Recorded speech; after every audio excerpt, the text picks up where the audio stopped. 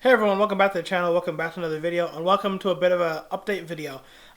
So a while ago you guys will remember that I made a video kind of showing off my entire model car collection, and a lot of people seem to really enjoy that video. A lot of people have watched it, and a lot of people have, sent back some really positive comments. So thank you to everyone who's may have watched it. If you haven't watched that video, I'll link it at the end. But since everyone liked that video so much, and I've added some more to my collection, I thought today I'd just make this quick video to kind of update you guys and show you what else is joining my collection and what else is coming and potentially coming in the future. So without further ado, I'll show you the cards. I'm not going to do this in any particular order. I'm not going to go super in-depth on each one. I'll just kind of tell you what they are, who they're made by, and then yeah, we'll just kind of go from there. Again, if you guys want any further videos on kind of individual cars that you want to see kind of broken down in more detail, let me know down in the comments below.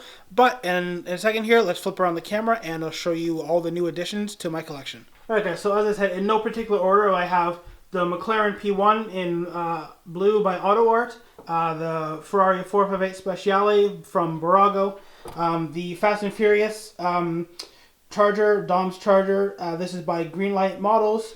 I have the 1990s Dodge Viper. This is a Burago model. We have the Paris Blue 720S from Ottawa. And then on the end here, I have a little 143 or 124 scale, I think it is, VW Beetle. I don't remember who makes it. I think it's a Maisto model. But yeah, these are all the new cars in my collection. So just quickly to go over them, the P1 here is finished in Azure Blue. Again, it is an auto art model. Now, I think I made a mistake in my last video where I kind of reviewed my auto art Huracan Performante. I said these were die-cast models, and in fact, they are not. They're what they call composite models, which is essentially a fancy way of saying they're plastic models. So I know some people don't like that. They think, the fact that it's plastic makes it seem a little bit cheaper, especially for kind of the price point on these cars. I wouldn't necessarily agree with that. A lot of my collection is auto art models, and they're all the plastic ones. I don't really think there's that much difference in quality compared to some other ones. I think really unless you start getting into the super expensive models, like the $400 or $500 up to $1,000 models, then it might seem a little bit cheap. For about I think I paid about $230 Canadian for this model. For about that price, I don't have a huge issue with the plastic. I think all the details are still there. It looks, of course, obviously just like a P1. If I go here, the doors open up. You can open up both doors, and the front trunk opens up. If I grab the little key here, well, not really the little front trunk, but the little front section opens. The wing raises up and down. I currently have it up in kind of race mode. Now, you can also take off the entire back piece of this model. I'm not going to do it right now in this video, guys, just because that requires having to take off the little wing piece, drop it down, take it out. It's a whole process. That's going to be too long for this video, but yeah, there you go. There is the Ottawa P1. Let me just quickly show you the back of it. So it's cool, and the wing, I don't know if you'll be able to see on camera, but the entire wing piece is carbon fiber. Next up is the Burago 458 Speciale. This is a car that I've been wanting for a really, really long time. I've been looking for any kind of 458 model, really. I found a couple of the more expensive, I think MR collection ones that are like $500. I didn't want to spend that much money. I ended up finding this one online for about $100. I think $150 shipped here to me. And yeah, absolutely love it. The 458 Speciale, of course, is kind of the last edition 458, the most hardcore version. And of course, it's famous for having some extra air out the front and having this stripe down the center, whereas the regular cars are just solid paint. So yeah, 458, probably one of my absolute dream cars. The Speciale would be, I guess, the highest dream there, but I know these cars are still, because they're so special, they're holding value in real life. So anyways, yeah, 458, one of my favorite cars, so really happy that I was finally able to grab this model. Again, it's a Burago, and you might be able to tell why I said the auto arts are made of plastic.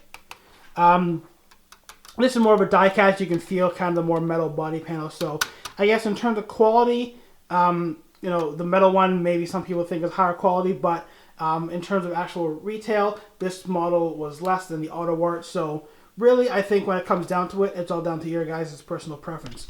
Don't mind the little model car monkey. And then, of course, next up, we have the 1969 Charles Charger. This is the Fast and Furious edition, so everyone knows Dom's Charger from the first movie. Of course, 900 horses of Detroit muscle. This model is pretty well done. It's by Greenlight Models. I think they kind of specialize in doing models of older muscle cars. And, you know, kind of like drag build cars and things of that nature.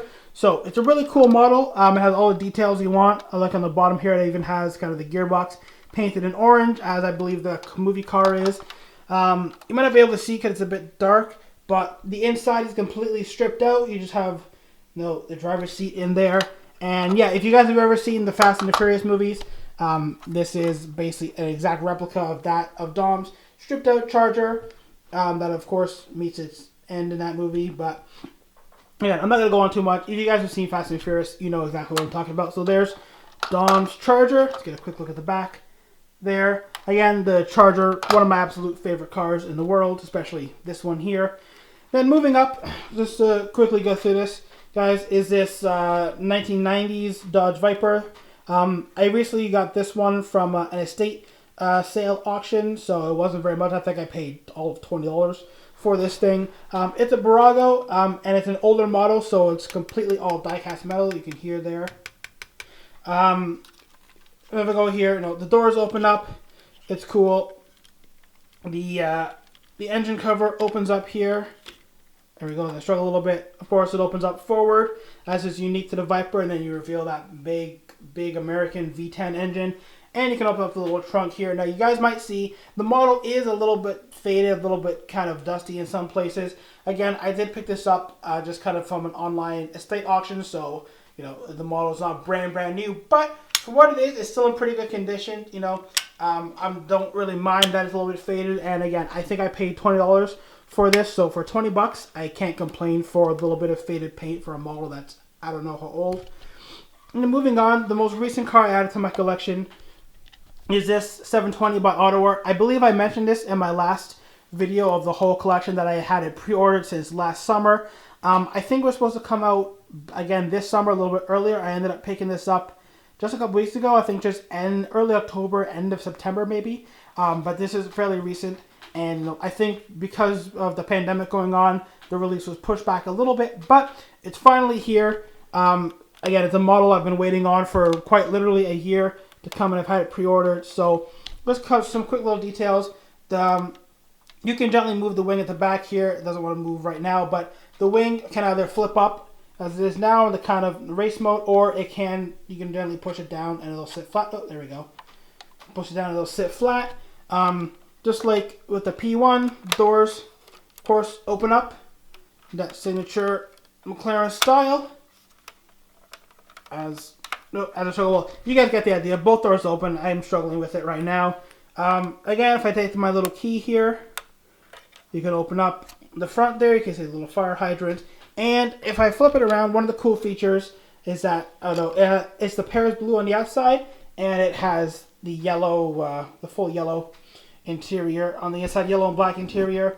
Again, it might be a little hard to see. The lighting's not the best. I can't get super zoomed in, but you guys can tell. And the details, I must say, the details on the auto art models are pretty good. That's why I like to get these, because I think for what they are, for kind of the middle of the range model for the price, yes, maybe they're not as good as something like an MR collection model, which is $500, which might be a little bit more detailed. But I'm not a super crazy collector right now, so I'm not going to spend that much money. So for about the $230 range for a model like this by Auto Art, I think the details are absolutely incredible. You know, I'm sure if you guys have ever seen a 720 in real life, you know, every single line and body panel on here is exactly to scale as it is on the real car. And honestly, it's just a beautiful model.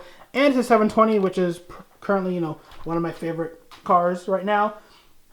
And then last but not least, we have this little Beetle. Oh, this is a Barago as well. You can see it there. Oh, maybe you can see on the bottom. This is a Barago model. It's a 1/24 scale.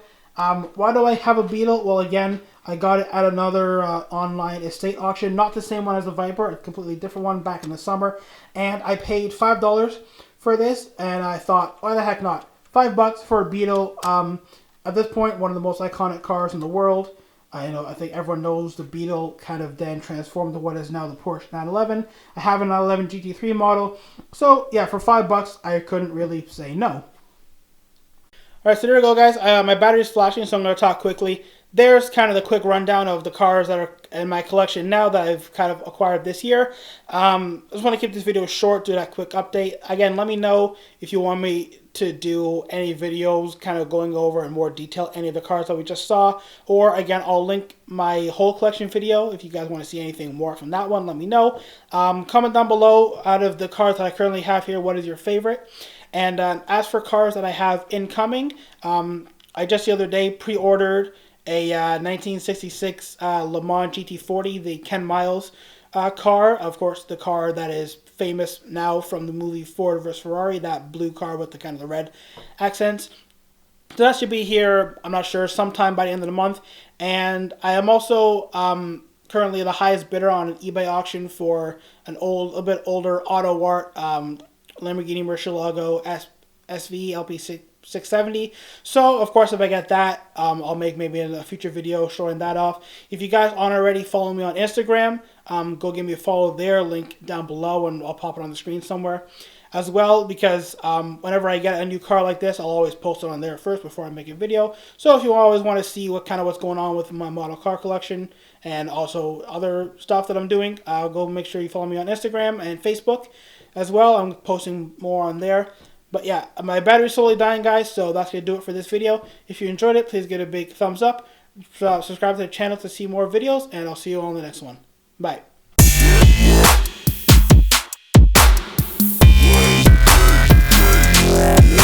Yeah.